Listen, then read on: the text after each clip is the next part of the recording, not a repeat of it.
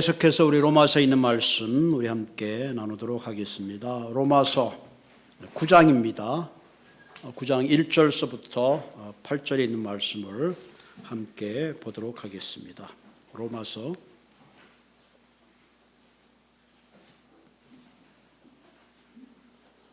9장 1절서부터 8절까지 함께 교독하도록 하겠습니다. 내가 그리스도 안에서 참말을 하고 거짓말을 아니하노라. 나에게 큰 근심이 있는 것과 마음에 그치지 않는 고통이 있는 것을 내 양심이 성령 안에서 나와 더불어 증언하노니,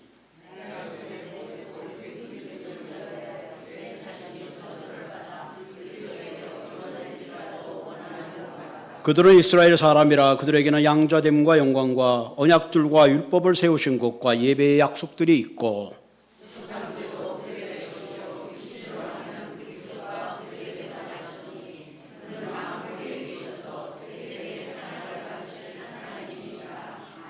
그러나 하나님의 말씀이 폐하여진 것 같지 않도다. 갑자기 아멘, 아멘 있구나. 이스라엘에게서 난 그들이 다 이스라엘이 아니요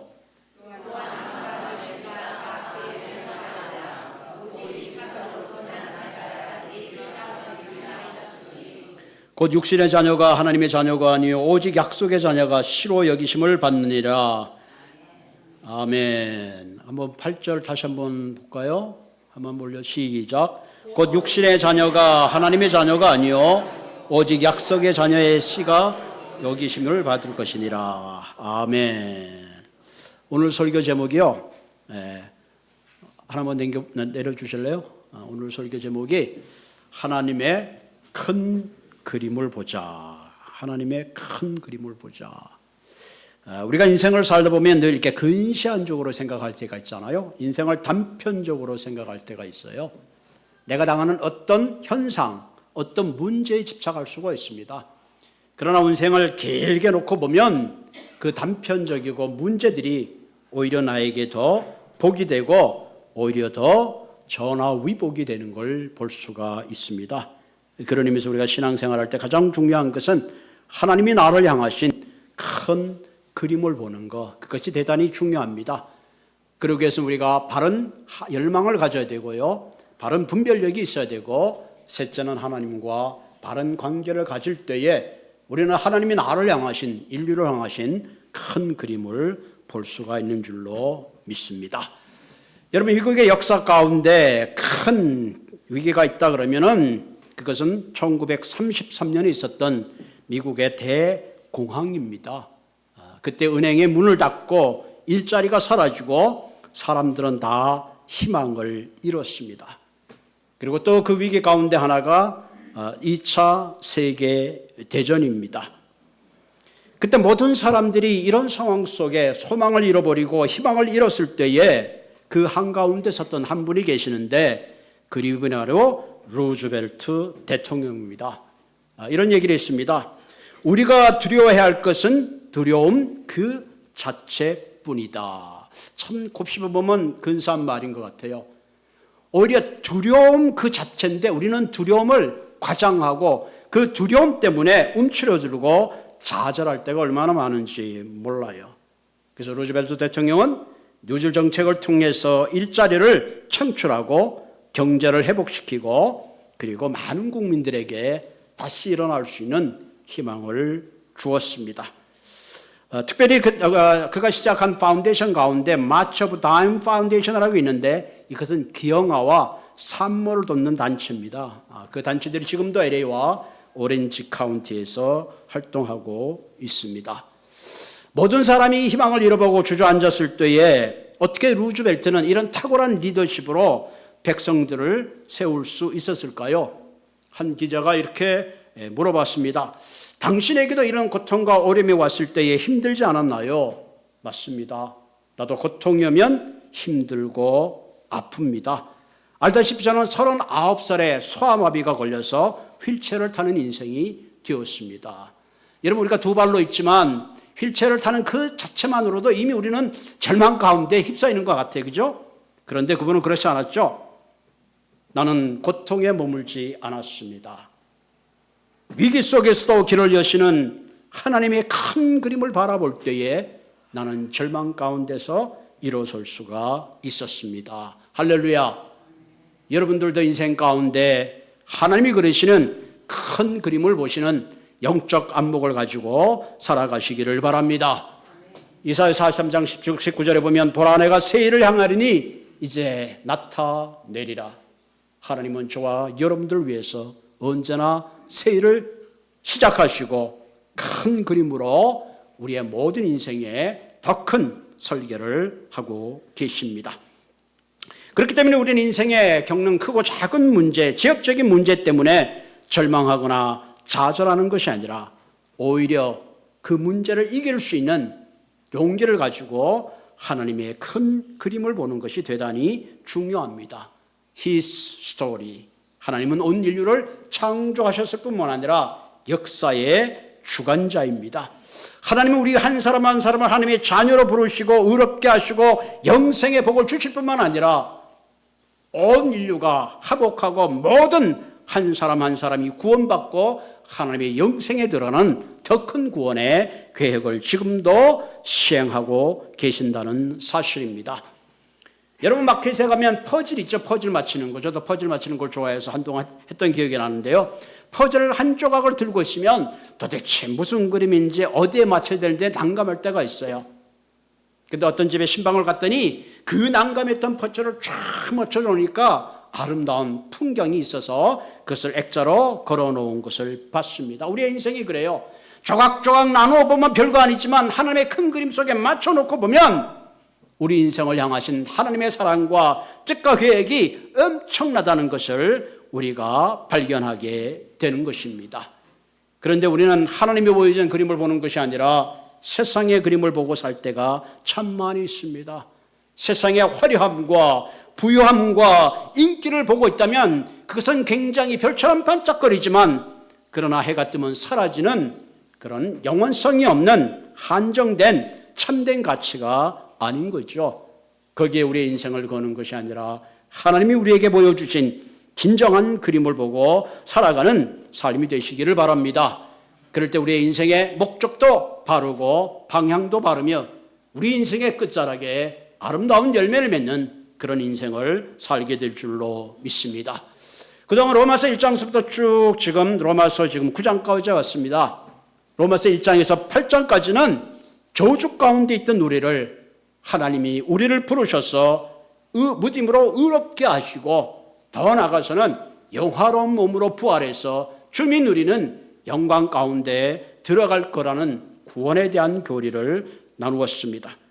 두 번째 9장에서 11장까지는 두 장에 걸쳐서 세 장에 걸쳐서 특별히 이제는 하나님의 백성이 어떤 정체성 아이덴티티를 가지고 살아야 되는가 하는 그 아이덴티티에 대한 얘기를 합니다. 그러기 위해서 이스라엘 백성과 이방인들의 아이덴티티에 대해서 두 가지를 얘기하고 있죠. 하나는 하나님의 약속과 혈통에 대한 그런 얘기를 나누고 있습니다.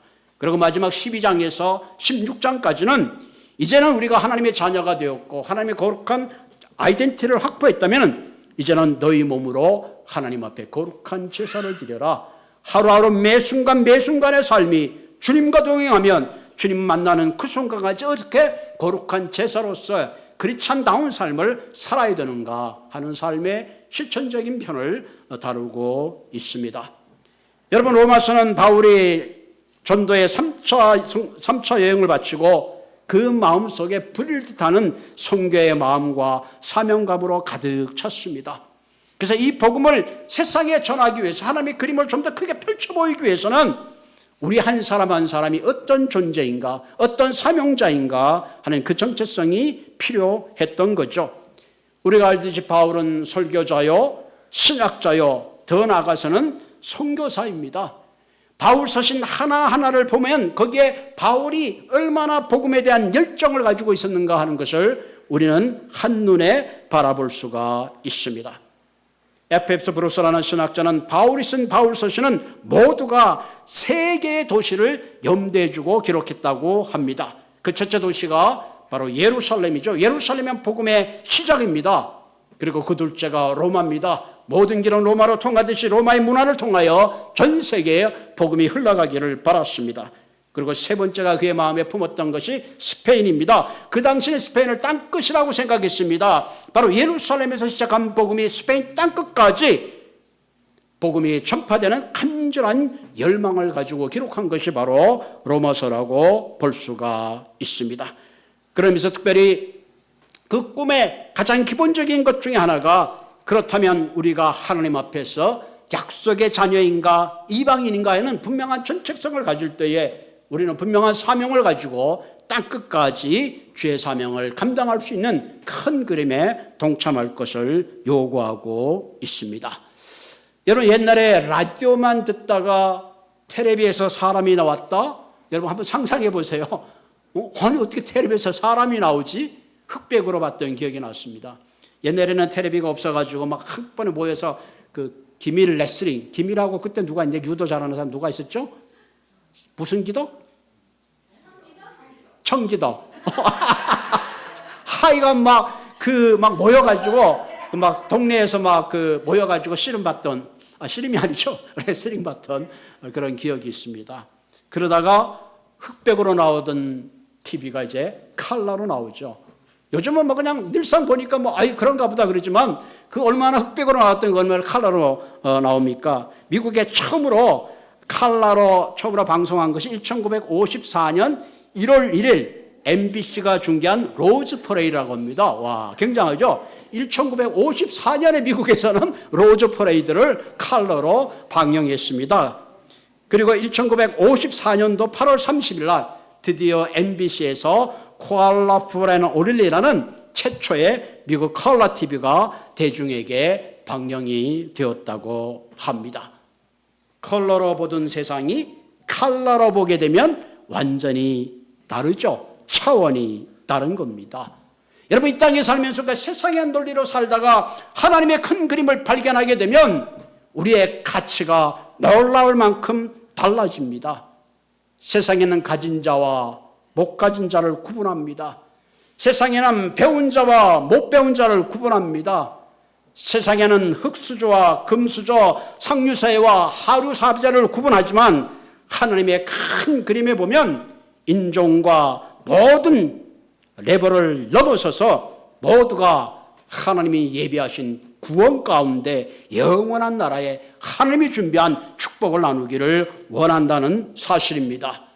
이런 하나님의 큰 그림을 보게 될 때에 우리는 모두를 사랑하게 되고 섬기게 되고 정말 내 남은 일생을 무엇을 위해서 살아야 되는지 분명한 삶의 가치와 목적을 발견하게 되는 줄로 믿습니다. 그런 의미에서 우리가 하나님의 큰 그림을 보기 위해서 꼭 필요한 세 가지 요소가 무엇인가 오늘 본문을 통해서 나누려고 합니다. 첫째는 우리의 심령 가운데 바른 열망이 있어야 된다. 이것은 뭐냐면 하나님이 가지고 있는 뜨거운 열망을 함께 품을 때에 하나님이 가지고 계신 세계를 향하신 그 그림을 우리가 볼 수 있다는 이야기입니다. 본문 1절에서 3절에 보면 내가 그리스도 안에서 참말을 하고 거짓말을 아니하노니, 진정성을 말하는 거죠. 바울의 나에게 큰 근심이 있는 것과 마음에 그치지 않는 고통이 있는 것을 내 양심이 성령 안에서 나와 더불어 증언하노니 나의 형제 곧 고륙의 친척을 위하여 내 자신이 저주를 받아 그리스도에게서 끊어질지라도 나는 고륙과 친척이 하나님 앞에 큰 그림을 보고 그들이 구원받는 백성이 되기를 내가 간절히 원하노라. 여러분, 이 대목에서 여러분 뭔가 마음이 찔리지 않아요?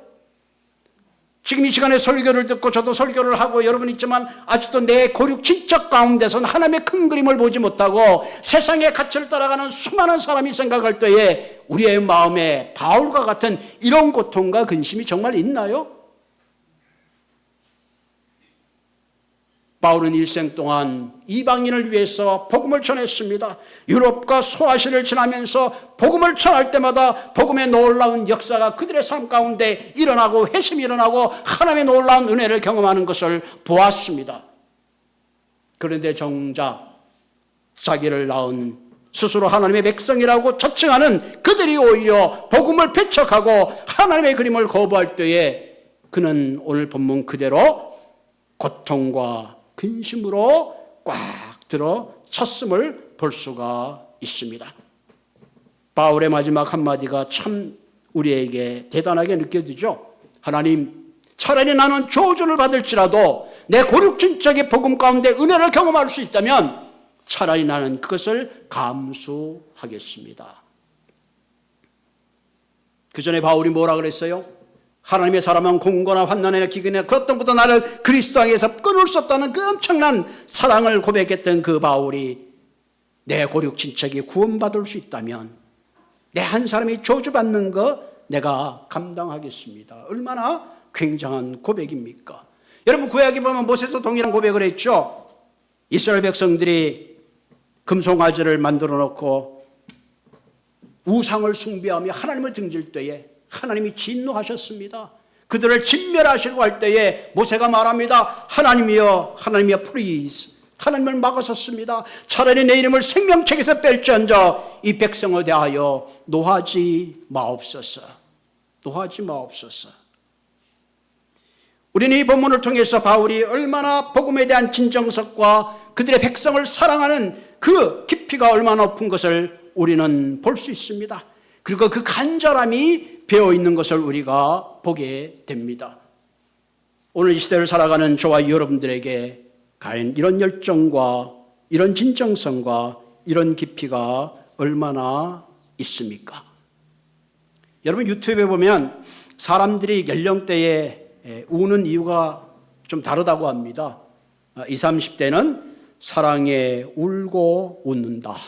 무슨 유행가 제목 같죠? 그렇잖아. 20대면 네가 왜 나를 버렸어? 어쩌고저쩌고 그러잖아요. 40대가 되면 직장에서 오늘도 내가 계속 다녀야 되나? 저 과장 때문에, 부장 때문에 실패와 치열한 경쟁에 눈물을 흘릴 때가 있잖아요. 50대가 되면 고개를 숙이고 운다고 합니다. 뭔가 인생의 비교의식, 남들은 앞서가는데 뒤처진 자신의 모습을 생각하면서 고개를 숙이고 운다고 합니다. 60대가 넘으면 어떻게 운다고요? 숨어서 운다고 합니다. 왜? 울어봐야 아무도 위로해 줄 사람이 없기 때문이야. 그렇다. 그러면 여자들은 언제 우는가? 묻지 말라고 합니다. 왜? 시도 때도 없이 울기 때문에 그렇다. 여러분, 사랑하는 성도 여러분, 눈물에도 등급이 있습니다. 등급이 있어요. 내가 무엇을 위해 우느냐 하는 건 참 중요합니다. 바울은 동족의 구원을 위해서 하나님의 큰 기름을 보지 못하는 그들의 안타까운 마음으로 눈물을 흘리는 것을 볼 수가 있습니다. 여러분, 오늘 이 시대에도 그 어떤 때보다 뜨거운 눈물이 필요해요. 여러분, 우리가 옛날에 산기도하고 교회 가면은 기도하면 막 눈물이 났어요. 눈물을 좀 흘려야지 기도한 것 같은 속이 시원함을 느꼈습니다. 여러분, 오늘 시대에 여러분 기도하면서 한번 울어보신 적이 있나요? 점점 우리의 마음은 딱딱하고 강팍해져 가고 있습니다. 나만을 위한 이기적인 것에 길들여져 있습니다. 누군가를 위해서 기도할 때에 나도 모르게 마음에 감동이 오고 그들을 향한 안타까운 마음으로 눈물 흘리는 그 눈물이야말로 그 눈물을 흘릴 때에 우리는 비로소 하나님의 심정에 가까이 가야 되는 것을 믿으시기를 바랍니다. 그런 의미에서 우리가 하나님의 큰 그림을 보기 위해서는 그리스도가 가지고 있는 뜨거운 열망을 품고 애통하는 눈물이 있어야 되는 줄로 믿습니다. 두 번째, 우리가 하나님의 큰 그림을 보기 위해서는 마음에 눈을 떠야 됩니다. 다시 말하면 영적 눈을 뜨고 분별력을 가져야 되는 것입니다. 무엇이 축복인지 아닌지를 구분할 수 있어야 됩니다. 여러분, 우리가 하는 말 중에 있잖아요. 뭐가 뭔지는 찍어 먹어봐야 안다고. 본문 4절을 볼까요? 그들은 이스라엘 사람이라 그들에게 주어졌던 하나님의 놀라운 은총이 여기에 기록되어 있습니다. 양자됨과 영광과 언약들과 율법을 세우신 것과 예배와 약속들이 있고 조상들도 그들의 것이요 육신으로 하면 그리스도가 그들에게서 나셨으니 그런 만물 위에 계셔서 세세의 찬양을 받으실 하나님이시라. 아멘. 여기 왜 아멘이 있을까? 다른 데는 없는데 왜 아멘이 있을까? 이 이스라엘 백성들이 하나님께 주신 놀라운 축복을 나열하면서 맨 마지막 파이널에 가장 중요한 건 뭐예요? Christ is God. 너희들에게 위대하신 창조주 하나님이 너에게서 나셨다는 거예요. 그 어떤 특권보다도 그들이 누렸던 놀라운 특권 중에 실로 베스트 오브 베스트죠. 오늘 이스라엘 백성이 누렸던 특권이 뭐예요? 양자됨. 아브라함과 이삭과 야곱을 통해서 온 복의 양자가 되겠죠. 이스라엘 백성들에게 하나님의 언약이 있었습니다. 모세를 통해서 그들에게 율법이 주어졌습니다. 그리고 하나님의 광야에서 하나님의 임재가 있었죠. 그리고 그들에게서 온 인류를 구원하는 메시아가 태어났습니다. 그럼에도 불구하고 이들은 하나님의 큰 그림을 보지를 못했습니다. 오히려 배척하고 우상을 선택했습니다. 왜? 그들에게 주어진 축복의 가치를 몰랐기 때문에 그렇습니다. 에서는 사냥을 하고 돌아와서 야곱이 파축한 것으로 자신의 장자권을 팔라 그럴 때에 자기는 허기진 배가 우선했기 때문에 장자권을 동생 야곱에게 팔아버리고 말았습니다. 왜? 장자권의 가치를 그는 깨닫지 못했기 때문에 그래요. 영적 눈이 감겨 있었기 때문에, 육신적인 배고픔이 먼저 있기 때문에 그렇습니다. 여러분, 오늘 이 시대에 살아가는 우리도 동일한 실수를 하고 있지 않나요? 무엇이 가치 있고 무엇이 우선순위인지를 제대로 알지 못하고 살아가고 있기 때문에 하나님의 큰 그림을 보지 못하고 발등에 불이나 생각하고 배고픔만 생각하고 살아가는 어리석은 삶의 길을 저와 여러분들은 얼마나 걸어가고 있는지 이 시간에 한번 생각해 보아야 합니다. 여러분, 단적인 한번 예를 들어볼까요? 우리가 이렇게 예배 드리는 게 얼마나 축복의 특권인 거 우리는 알지 못합니다. 우리는 팬데믹을 겪어봤습니다. 저도 미국에 있으면서 중국에 선교 여행을 가가지고 찬송도 제대로 못 부르고 옆에 있는 사람에게 감시자를 두고 속으로 불렀던 그런 기억이 있습니다. 여러분, 오늘 여러분들 교회 와서 찬송 부른다고 기도한다고 잡아가나요? 이 예배의 엄청난 특권이 우리에게 자유롭게 주어졌습니다. 불구하고 우리는 예배의 가치를 알지 못하고 이 핑계 저 핑계 대면서 그 특권을 소홀히 하고 있는 거 아닌가, 그런 생각을 우리는 하게 됩니다. 때때로 당연하게 우리에게 주어진 것들이 당연한 것이 아니라 놀라운 큰 은혜요 축복입니다. 예배 전에 우리 한번 사랑을 나눴잖아요. 내가 보고 있는 한 사람, 자녀들, 가정들, 친구들, 이터들, 내가 누리는 그 모든 것이 당연한 것이 아니라 하나님이 내게 허락하신 특별한 특권이요 축복인 것을 믿으시기를 바랍니다. 내가 그것을 믿을 때에 나는 사람을 대할 때 직장에서 그 어느 곳에든지 진정한 가치 있는 삶의 순간순간을 살아가게 되는 겁니다. 내 인생이 얼마 남지 않았다고 생각할 때 우리의 가치가 달라지고 삶의 형태와 모양이 달라지는 것입니다. 그러면서 이 시간에 우리는 다시 한번 생각해 보아야 합니다. 하나님, 나에게 영적 분별력에 눈을 뜨게 하시고 무엇이 우선이고 무엇이 가치 있고 무엇이 영원하며 무엇이 한정적인 것을 깨닫는 지혜로 살아가게 해달라고 구해야 되는 줄로 믿습니다. 요즘은 야구 보는 분들 너무 재밌어 하시는데요. 조지 스테인 브레너라는 분이 있는데 이분은 뉴욕 양키스 구단주입니다. 그분이 37년 동안 구단주로 있으면서 명문 구단으로 성장시키며 세계 챔피언 월드 시리즈를 7번이나 우승했습니다. 어떤 구단 한 번도 우승하지 못하는 구단도 참 많이 있어요. 그런데 그의 별명이 뭐냐? 더 보스입니다. 더 보스. 그런데 이분이 심장마비로 마지막 인생을 죽을 때에 물어봤습니다. 당신의 인생 가운데 가장 소중한 것이 무엇입니까? 그분은 이렇게 말합니다. breathing. 숨 쉬는 것이다. 숨 쉬니까 breathing is first. winning is next. 여러분, 저와 여러분들이 오늘 이 숨 쉬는 거, 이게 얼마나 큰 특권인지 모릅니다. 부자도 유명한 사람도 명예도 승리도 살아있을 때 가능한 거죠. 소유도 죽고 나면 아무것도 아니라는 사실입니다. 오늘도 내가 한순간 한순간 숨 쉬고 내 심장의 소리를 들으며 맥박이 움직이는 그 순간순간을 생각할 때에 우리는 하나님의 소중한 것을 생각하고 특별한 것을 생각해야 합니다. 그럴 때 내게 주어진 시간을 우리는 허비하지 않고 인생을 바른 방향으로 가게 되고 하나님의 큰 그림 속에 사명을 감당하게 될 줄로 믿습니다. 세 번째, 우리가 하나님과의 바른 관계를 가지고 하나님의 큰 그림을 보기 위해서는 무엇보다도 하나님과의 바른 관계성입니다. 관계성이에요. 하나님이 나를 위하여 아무리 위대한 그림과 축복을 가지고 있다 할지라도 내가 그리스도 안에 들어오지 않고 내가 하나님과의 바른 관계 속에 없다면 그 축복은 그림의 떡일 뿐입니다. 한번 6절을 볼까요? 그러나 하나님의 말씀이 폐하전과 같지 않도다. 이 말은 뭐예요? 하나님의 말씀은 폐하지 않는다는 거죠. 이스라엘 난 그들이 다 이스라엘이 아니요 또한 아브라함의 씨가 다 그들의 자녀가 아니라 오직 이삭으로부터 난 자야 넷이라 불리리라 하셨으니, 이 말은 굉장히 충격적입니다. 왜? 유대인들은 자기들이 태어나면 당연히 아브라함의 자손이라고 믿고 그렇게 생각해 왔거든요. 그런데 아니라는 겁니다. 실제로 여러분 창세기 25장에 보면 아브라함에게는 8명의 아들이 있었어요. 그런데 약속의 자녀는 오직 이삭으로부터 난 자라는 것입니다.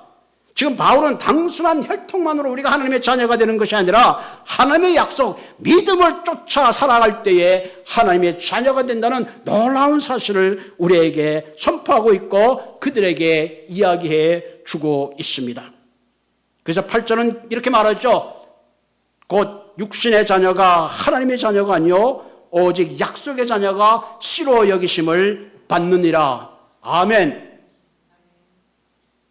우리가 육신의 자녀가 되기 위해서는 아브라함의 혈통이 필요하잖아요. 아브라함의 라스nem이 필요하잖아요. 다시 들어갔다가 거듭나는 게 필요한 것이 아니라 하나님의 약속을 믿는 믿음으로 의롭게 되고 하나님의 자녀가 되는 겁니다. 원래 아브라함은 우상을 팔아먹는 그런 집안의 사람이었습니다. 그런데 하나님께서 아브라함을 불러주셨어요. 그리고 아브라함이 하나님을 믿을 때에 그 믿음을 보고 하나님은 아브라함을 의롭게 여기시고 믿음의 조상이 되게 한 것입니다. 저 여러분의 인생도 동일합니다. 내가 어떤 자녀이든 내가 어떤 것을 소유했든지 내 삶에 어떤 배경이 있든지 그것이 중요한 것이 아니라 예수 그리스도가 나의 주님인 것을 믿고 내가 하나님의 자녀됨을 믿고 그리스도의 십자가를 믿을 때에 그 약속을 믿을 때에 저와 여러분들은 하나님의 약속가 되는 줄로 믿습니다. 아멘. 목사님, 난 교회를 머리에 털라고 계속 다녔습니다. 목사님, 난 교회를 많이 섬기고 많이 봉사를 했습니다. 나는 좋은 일 이런 일을 했고 교회에서 집사가 되고 권사가 되고 장로가 됐습니다로 하나님의 자녀가 되는 것이 아니라 나를 위하여 십자가에 죽으시고 피 흘리시며 나의 모든 죄를 용서하신 그 예수 그리스도를 나의 구원자로 믿는 그 순간에 우리는 하나님의 자녀가 되는 권세를 얻게 됩니다. 할렐루야. 내가 하나님의 자녀가 되는 그 순간에 나의 부족한 것을 주님이 채워주시고 이제는 죽음이 두려워 사는 삶이 아니라 언제든지 천국을 소망하며 죽음을 넘어 사는 영생의 삶의 소망을 가지고 살아가게 되는 줄로 믿습니다. 사랑하는 성도 여러분, 우리의 삶의 기간이 얼마 남지 않았습니다. 영생이라는 시간을 놓고 보면 그것은 시간이라고 할 수가 없습니다. 매주 드리는 예배 특별함을 가지고 드리시기를 바랍니다. 그리고 하나님의 그 큰 그림을 보시기를 바랍니다. 누구든지 주의 이름을 부르는 자는 구원을 얻는다고 그랬습니다. 영접하는 자, 그 이름을 믿는 자들은 하나님의 자녀가 되는 특권을 주신다고 했습니다. 하나님의 이 약속을 마음의 문을 열고 입으로 시인하고 마음으로 고백하는 그런 귀한 분들이 되시기를 바랍니다. 내가 이미 하나님의 자녀가 되었다면 이제는 오늘 말씀을 가지고 인생을 단편적으로 생각하는 것이 아니라 하나님의 뜨거운 마음을 가지고 영적 분별력을 가지고 주님과 함께 하나님의 큰 그림 가운데 내게 맡겨진 아름다운 사명을 감당하는 한 분 한 분 되시기를 주님의 이름으로 축원을 드립니다. 같이 기도하십시다. 참 좋은